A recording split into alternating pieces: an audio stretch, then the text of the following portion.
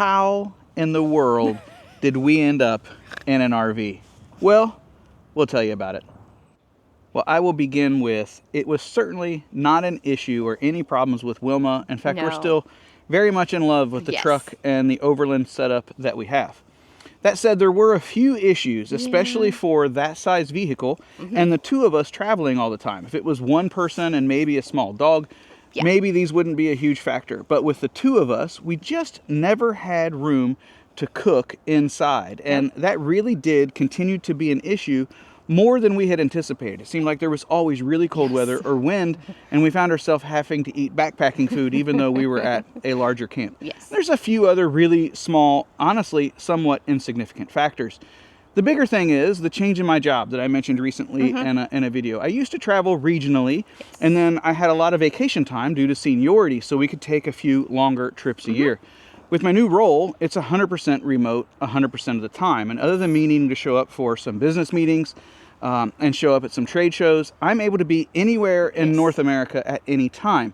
And that means putting us on the road for longer periods of time, which means we need just a few more amenities, but more importantly, a place for me to work and set up comfortably while Alana can still relax, read a book, or do whatever she wants to do. Since we loved the truck so much, we decided we would look at a bigger truck and get a truck camper like Lance and those types, or the more overland style Bison, King Star, and OEV. Jay will show some pictures so you can kind of get an idea of what we're talking about. I will. Here they come. And while you're looking at those photos, you'll see it does give us the opportunity to cook inside as well as have a made bed. But this would not give us enough space for both of us to be comfortable while he is working, since he would be consuming the entire table with all of his desk space items. So this definitely opened us up to looking at other recreational vehicles as options. Well, before we opened up our RV options to absolutely everything, we made a short list of the things that we felt were really important with us to help refine that list down. And those were, we wanted at least a queen bed, and preferably one that stayed fixed all of the time, that we wouldn't have to make or fold or Murphy bed style. We were hoping that we would have one down. I wanted a table space that was large enough for me to set up not only my laptop, but then a few extra monitors. I like to use at least 2, if not 3 monitors. That takes up a good bit of space. And then an additional seating area. When it came to the RV itself and outside kind of features, we still hope to boondock. So the ability to have some solar, ground clearance, and this may sound blasphemous to many of you, we really wanted a gasoline engine. That's because we have just found ourselves out in some remote areas where gasoline is an option and diesel isn't. And if we're honest with ourselves, diesel lovers, the reality is with DEF and all of the emission standards on these diesel motors, they're not free from issue. When we're talking about the old diesel motors, you had the gas ones by far. You had the torque, you had the power, and you had reliability. That reliability and operating cost really isn't the same benefit. So for us, we wanted a gas motor, and if you want to disagree, well, that's just fine. That's your choice. And then there's some other just general considerations. So we knew that if we went with a motorhome style vehicle, we would have to tow some sort of vehicle so that I could make it to my business lunches and meetings and things like that. And then also just the overall size of the RV is a factor. As you know, we're on a national park mission. We're getting close, but a lot of them, 30 foot is really the max. Some cases even 25. So the shorter the better. So trying to find all of these things in one, well, it can be pretty tricky. Now that we've done a few searches and looked at some floor plans and talked about it, the algorithm gods decided that they wanted to fill our social media feeds and Google Story feeds with RV options and floor plans. Yes, it was plentiful.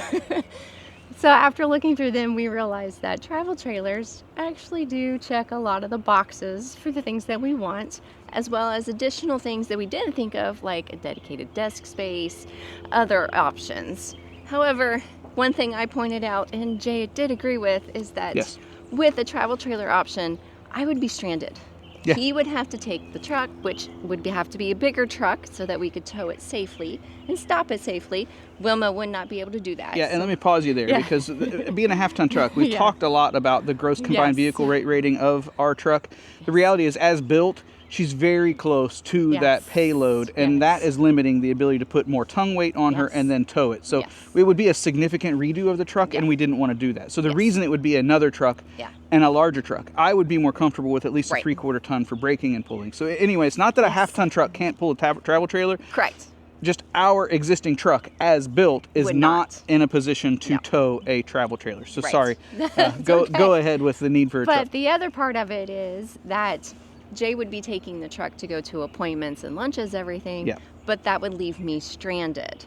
The Yeah. idea was that if he needed to go to a lunch meeting or something, I would be able to go to the grocery store, maybe meet him in another parking lot to hook back up, so then Yeah. we can move on to the next park. Yeah, even go to the next Yeah, park, that and wouldn't then I even just be go an to that. option. Yeah. That's right. So we decided we'll set this aside, travel trailers as an option for now, and see what we can look at the other ones.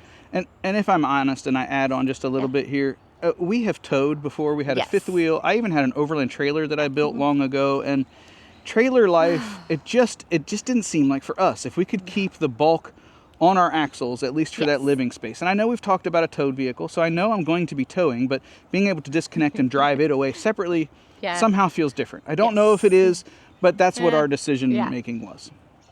So using that 3/4 ton to 1 ton single axle truck and a pretty well equipped travel trailer from a foundational price, Yes. we went off the rails a little bit. Alana found a Super C. It was built on it was actually an Integra. Yes. But it was built on a Ford F600 chassis. 4x4.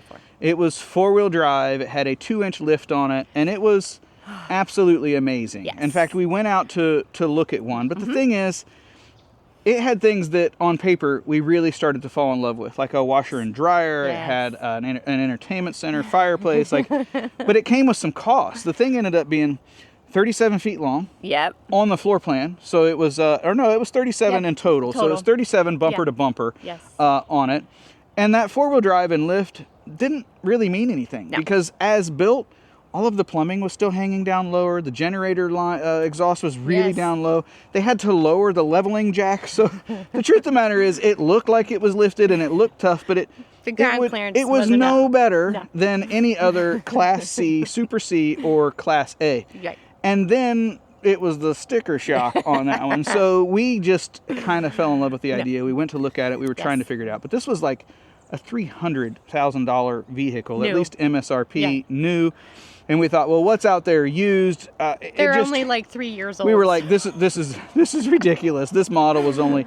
So anyway, as we came back, we thought, all right. So we now have a focus on a motor home type of vehicle. Yes. So a Class A, Class C, Super C type of vehicle. And here's what happened with that. This is where the down spiral starts. Using the list of wants and needs that we had, I went to town of searching the myriad of floor plans that were available on A's, C's, and Super C's. I got to tell you, the spreadsheet was pretty impressive. Inevitably, I was finding lovely floor plans, but there was always something missing. Something was wrong, something didn't work. The predominant issue came down to towing capacity. Yeah. Most of them were only at 5,000 pounds. Yeah, the gas engine was doing that to us. So looking at taking modern vehicles, which are actually pretty heavy, to Yeah. get one that's easily flat towable. Right, like your average Jeep. Yeah, Your average you're at Jeep 5,000 is at 5,000 pounds. pounds. Yeah. Right there. So using towing capacity and gasoline engine only, I searched those. That knocked out everything but 1 or 2 Class A's. Yeah. Over half of the Class C's, because most of them are on the E350 chassis, Yep. where the other ones are on the E450 chassis. Yeah, the longer ones Yeah. traditionally are on the So then- E450. And all of Super C's, because those are all diesels. Yeah. That left me with a smaller pool, but yet still ran into problems with floor plans. There Yeah, would be a Murphy bed, Right. or there would be theater seating instead of dinettes. So I just felt like I was never going to find the one that would work for us. Yeah, for a bit we actually sort of gave up. We said, well, I guess Wilmaaa, we're just going to keep putting up with what we have. But Yes. the more we decided that maybe a compromise would be acceptable, Yes. we really zeroed in on something on the E450 chassis Yes. because and traditionally, while it was on longer wheelbases, It allowed for up to 7,500 pounds of towing capacity. And while I believe the Class C is frankly one of the ugliest RVs out there, it does come with some additional benefits. The Class C and the Ecoline or Ecoline chassis has been out for a very long time. So parts are readily available. And I'll talk about this more a little bit later, but there are lifts and 4x4 kit options for those if you choose to invest in them. So we're back in the game. Yes. And we have focused on something on an E450. Yes.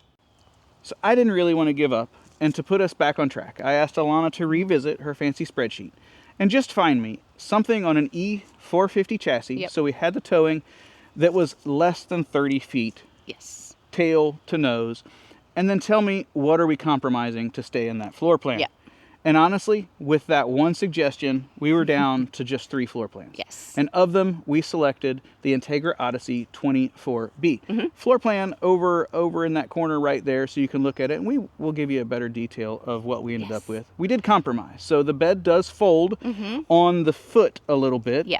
And rather than a dedicated seating area all the time, the front seats swivel around, and those become the seating area, leaving that U-shaped dinette there where I can do my work and set up.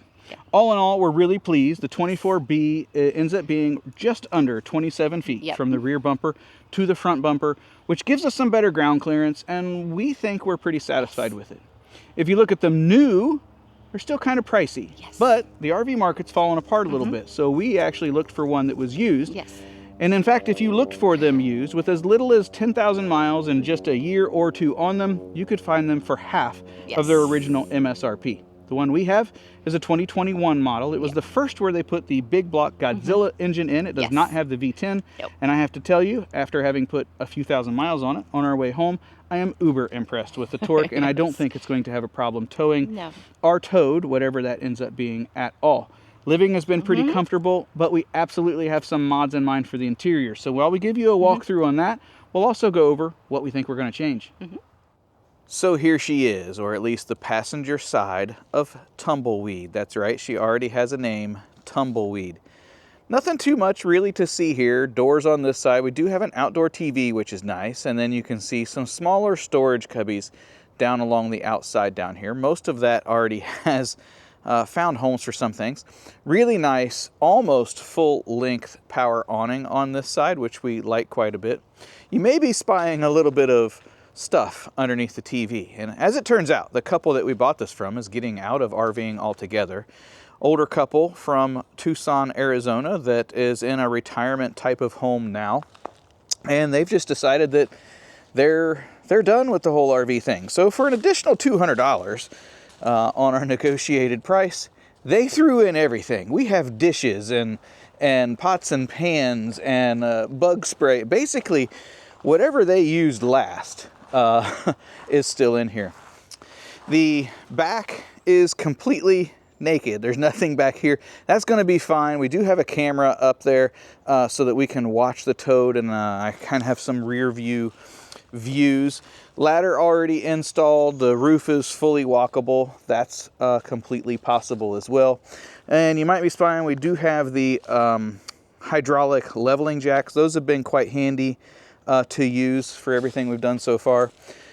On the driver's side, really a pretty significant slide, and you'll see that that opens up the floor plan immensely. That's our dining area up front, and then this is our bed space back here. The largest storage cubby is back here, and I think it's going to be just about the right size, at least opening, to fit our inflatable kayak in there. So that's going to be pretty nice. And then we do have just two small. We've got the electrical entrance down here, and then one more storage cubby right in front of the driver's door. The storage you see there really isn't. That's an onboard generator. It's got a 4,000 watt Onan generator on it. So, like I say, not a whole lot to see out here. It looks like every other RV that you've seen going down the road. So let's go inside. All right, going in. First we'll start here. Down in here is the battery storage. We did with this setup only get one new lead acid, and I think we're going to actually take some stuff from Wilmaaa. Hi, Alana. We're going to take some stuff from Wilmaaa to convert her over to lithium. So here you go, in a big swoop. Dining area that I mentioned, we've got a decent TV set up over there. That is our queen size bed. Fun fact, we found out after, it's a few inches shorter, and that bed does have some wear on it, so I think we're going to actually replace it, and we've actually got it pulled out a little bit so that it is more full length, so we'll probably change that up a bit. Major clothes storage in the back. Plenty of room to hang clothes and drawers, more than we've ever had there. And there's also sort of a pantry closet area here. Really deep storage over on this side. This side is all full length, very long storage shelves. So that is nice. Hello everyone there. This side we've got our freezer, fridge, all of that. With this unit we were kind of lucked out in that we have a gas range and oven, which we have used to make pizza last night, but we also have a convection microwave up here. So I'm not sure. Long term, we might end up removing this for some storage and just keep the range and just use the convection oven microwave combo. We're not really sure. And swinging around this way, kitchen, pretty nice counter space here with some cabinet storage up above as well. One thing that the previous owners did was they added this little table extension, and we've liked it so far. What is currently an absolute mess is up over here. We absolutely love this big window that you could see from outside, and we've had a couple sunrises and sunsets up there already, but this is a mess. And we never want this bunk space. We're just not going to use it. So this is one of the places inside that you're going to see the most changes as we build this out. You can see Alana's got her backpacking pack up here, and that's sort of our idea, is to turn this into storage for all of our backpacking and hiking and that kind of gear up in this space.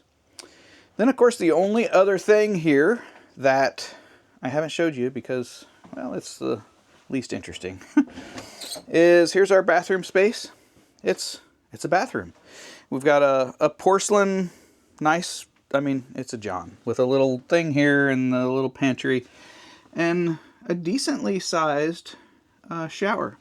As far as tank capacities, we've got 42 gallons of fresh water, and then, I don't know, Alana, do you remember what it's like 30 something? Dandy notes. Yeah, there's Previous owners. 30. Black tank is 31. Black tank 31. And gray is 40. Gray is 40. So we have been camping now for a week and haven't had any issue with it. So one more little spinny dinny. Hi again. That's the inside. So there you go. Tumbleweed and how we became RVers. Who knows what the future will hold. Speaking of future, what is the future for Wilmaaa and the truck? Yes. We don't know right now. We don't. We love her. We do. And we there's still parts that of her travel and that we are not ready to give up. Correct. Here's the thing. We have 7,500 pounds of towing capacity with this setup. Yes. But she's almost at it. So with full payload, she's a lot. So we feel like if we can put her on a significant enough diet, that maybe she can become the towed vehicle. I don't know. It does still seem like a lot to put behind this setup. Yes. Other possibilities may be that she finds a new home. Yes. And we go back to Jeep life so that we can still do some off-roading and those kind of things. Or we may just be cheap and decide that because Wilmaaa, we have no loans or anything there, that we may just keep her and use her as is whenever we can, and we get some other small little manual transmission car or something to tow behind. So these are the things we haven't decided yet.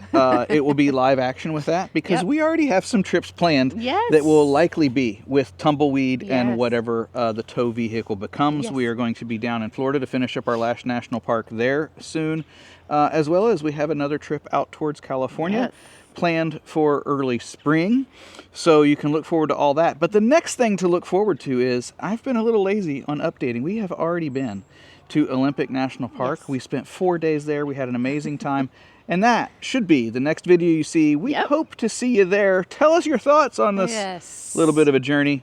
Bye-bye. Bye.